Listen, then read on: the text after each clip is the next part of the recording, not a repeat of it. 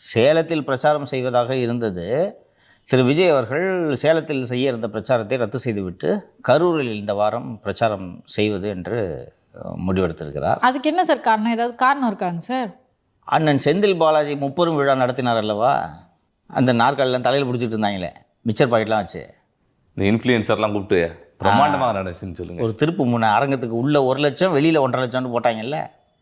நீங்கள் அவ்வளோ கஷ்டப்பட்டு இன்ஃப்ளூயன்சர்லாம் கூப்பிட்டு தான் நீங்கள் அந்த மாநாட்டை பிரபலப்படுத்திகிட்டு இருக்கீங்க. தானாக சேர்ந்த கூட்டம் எவ்வளோ வருதுன்னு பாருங்கன்ட்டு அண்ணன் செந்தில் பாலாஜியின் கோட்டையிலேயே ஓட்டையை போட களமிறக்கிறார், நிரூபித்து காட்ட வேண்டும் அப்படின்றது தான். மற்ற டிஸ்ட்ரிக்ட்ஸ் எப்படியோ தெரியவில்லை. திரு செந்தில் பாலாஜி அவர்கள் கரூரை பொறுத்தவரை ஒரு எறும்பு நுழையிறதா இருந்தால் கூட அண்ணன்ட்ட பர்மிஷன் வாங்கிட்டு தான் உள்ள நுழையிற மாதிரி வச்சிருக்கிறாரு. அங்கே போய் போடுறது ஒரு உண்மையான ஹீரோ பார்க்குற வேலையா இல்லையா? செந்தில் பாலாஜிக்கு இது பெரிய நெருக்கடியா இல்லையா? யோ டே, அவனை பெரிய தளபதினு 1/4 மணி நேரம் 30 விழாவில் பாராட்டி பேசினேன், இவ்வளோ கூட்டத்தை சேர விட்டுட்ட. ஸோ இவ்வளோ நாள் கூட்டத்துக்கு வரதுக்கு தான் காசு கொடுத்துட்டு இருந்தாங்க, வராமல் இருக்கிறதுக்கு அண்ணன் கொடுப்பாரு என்ன? அதனால் இது ஒரு ரியல் சேலஞ்சாக இருக்கும் இல்லையா? போன வாரே 40 கோடி செலவு பண்ணிட்டார். என்ன இதுக்கு மேலே எங்கே சார் காசு? அதெல்லாம் எடுப்பார். நான் அண்ணன்கிட்ட இல்லாத காசா? என்ன நினச்சிட்டு இருக்க நீ?